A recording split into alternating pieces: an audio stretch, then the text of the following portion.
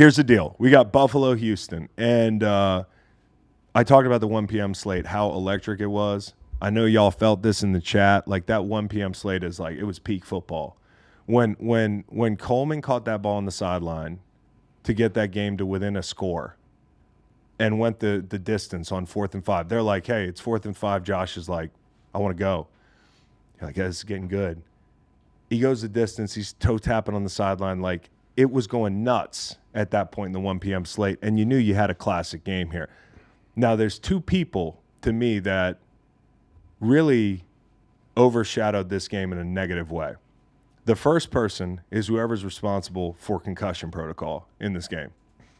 I can't sit up there when Tua gets knocked out of the game a couple weeks ago and high horse, the fact that in the past we haven't evaluated concussions the right way and like we need to do this right.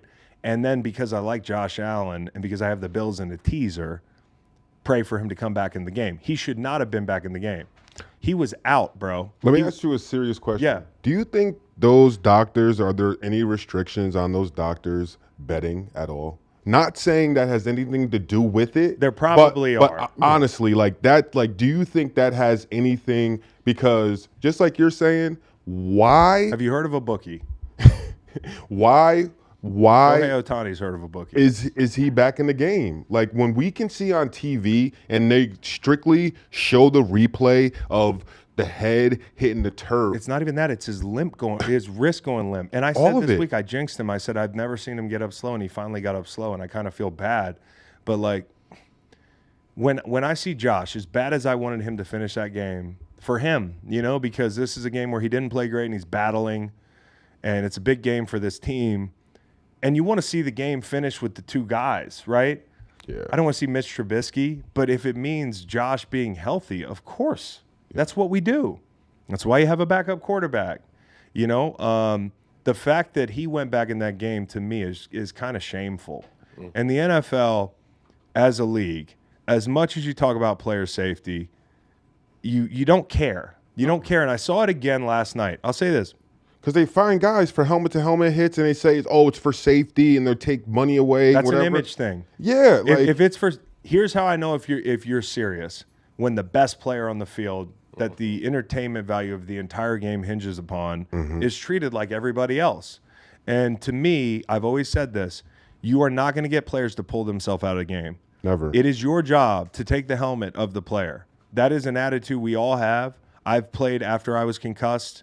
Not officially, but I passed the test and know I was dinged, and all I want to do is go back in the game.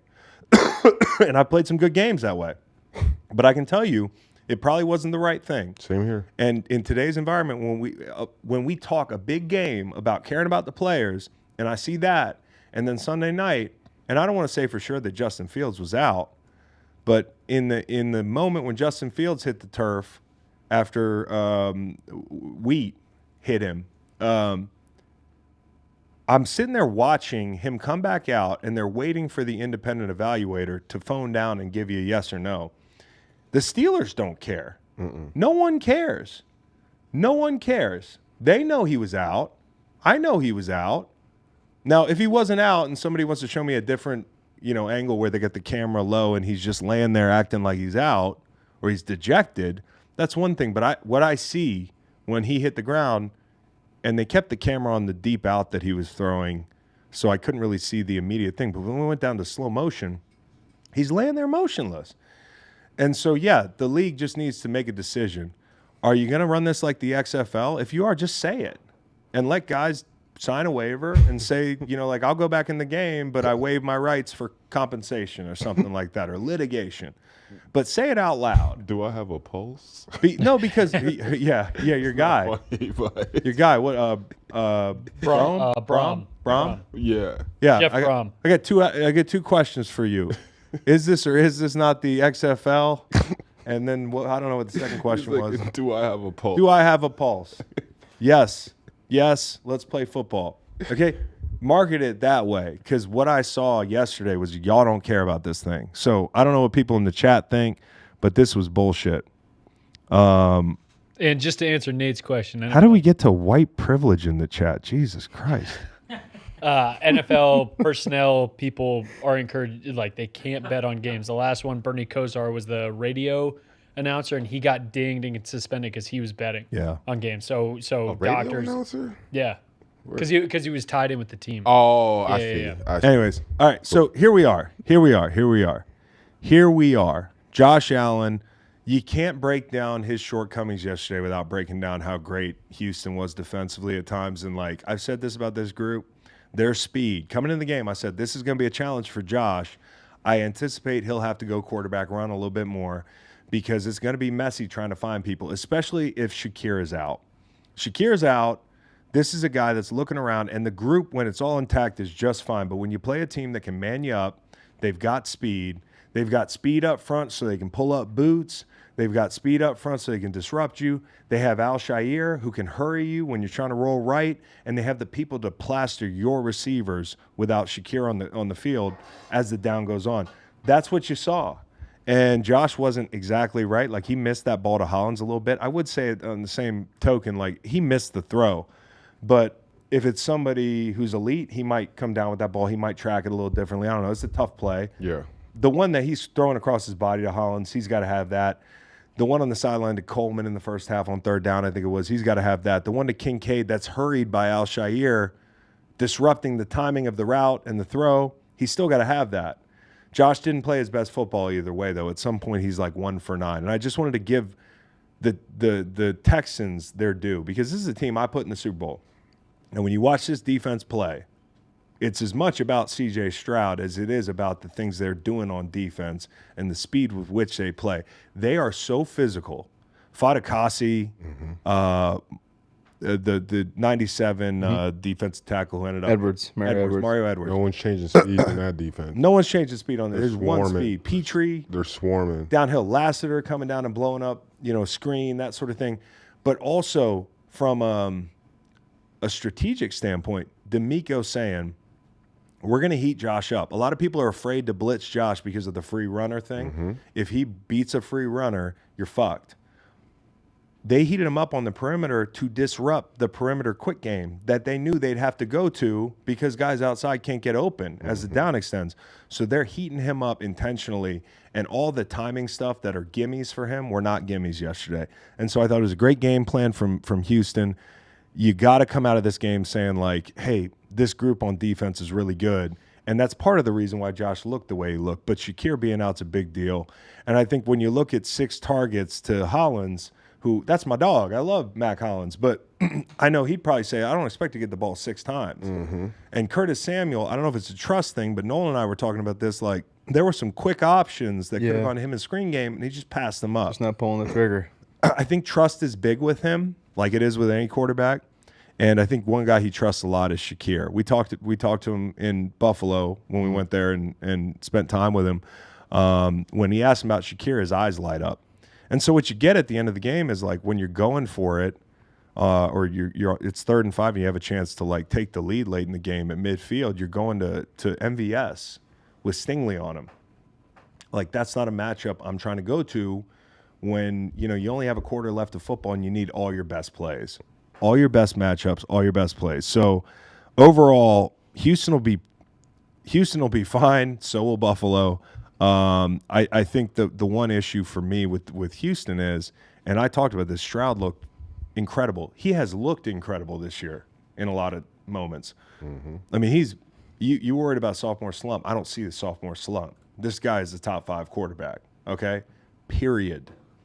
He's good. Okay.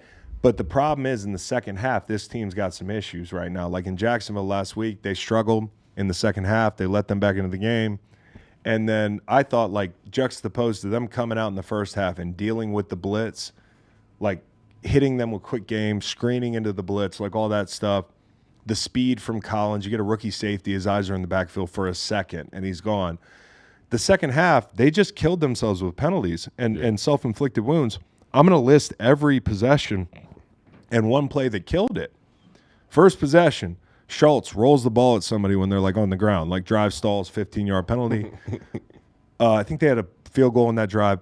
False start on 3rd and 5 goes, or 3rd and 3 goes to 3rd and 8. You end up with a punt.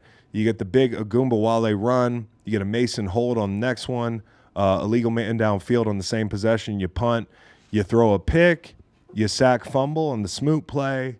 And honestly, that Smoot play, this is an interesting little nugget to me. I think they had an explosive if Smoot doesn't get home. They were faking, I think, the screen, and then Tank Dell leaked through there. And I haven't seen the all 22 on that play, but from what I saw, he was going to be open, screaming down the field. So, I got to give credit to Buffalo. And then the final possession where you get a chance to win the game. We're not even talking about Sean McDermott, who blew the game. I'm going to talk about this. They get into field goal range, and they get a grounding, and they get knocked out of field. So the Texans have to be better in the second half. In general, discipline, play calling, quarterback has to play better, and he's damn good. But Sean McDermott kind of, to me, blew this game. I don't like the fact that Josh is back in the game, but he's in the game. You're backed up. You've got like a minute to go. I don't even do this in Madden. You know what I'm saying? Like 1 a.m, raw cone in my mouth. I don't even do this in Madden, okay? The other team has 3 timeouts. Your job is to get a first down. And in the process, do not put the ball on the ground. Do not throw an incompletion. Do not take shots. Take the shot once you get the first down, okay, if you want to take a shot. Take the shot after they burn their timeouts. But the second down play to Hollins was just so silly to me. It was so unserious. How do you go out there and thinking you're putting the ball in the best player in your team's hands by giving him a chance to get it out of the shadow of his own goal line? That is not putting the ball in his hand. What you did is you took it out of his hands because you don't get overtime. And now what you're doing is you're putting the ball in C.J. Stroud's hands, and all he has to do is hit one check down, and you're going to be Fairbairn's going to kick it from 60.